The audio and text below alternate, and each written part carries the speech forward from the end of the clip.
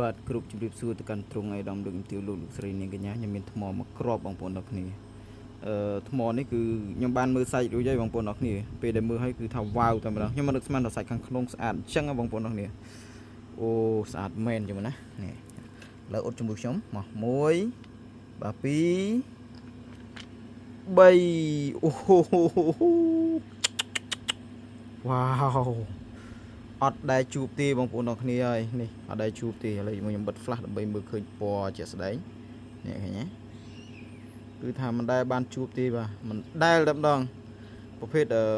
គុជសាច់ណាគុជសាច់ប៉ុន្តែគុជសាច់នេះគឺសាច់កញ្ចក់ហើយមានពណ៌បៃតងលាយនៅផ្នែកខាងក្នុងជាទម្រង់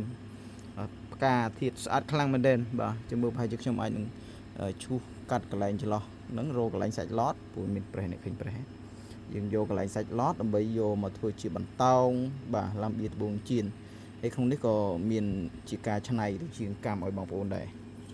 បាទគឺថាមិនដែលបានជួបទេបាទអ្នកស្រឡាញ់ថ្មអ្នកចូលចិត្តថ្មពេលឃើញអញ្ចឹងបាទហ្នឹងហើយពេលឃើញអញ្ចឹងគឺចូលចិត្តតែម្ដងសប្បាយចិត្តតែម្ដងបងប្អូនដែលគាត់ស្រឡាញ់ថ្មចូលចិត្តលេងថ្មហ្នឹងហើយចូលចិត្តទស្សនារាល់ការបង្ហាញរាល់ការ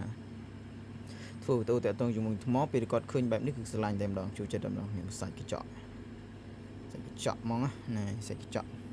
មើលពីក្រៅអត់តំណងបងប្អូនអរគ្នាមើលអត់សំណំតែម្ដងបាទ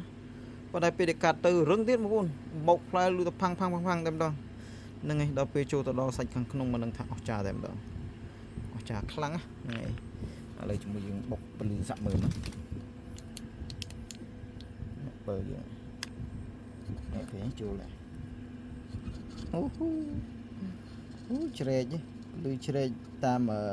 color បងប្អូនអរគ្នានេះលឺជ្រែកតាម color សាច់កន្លែងថ្លាហ្នឹងពេលយើងកាត់រៀងស្ដើងហើយយើងយកមកធ្វើជា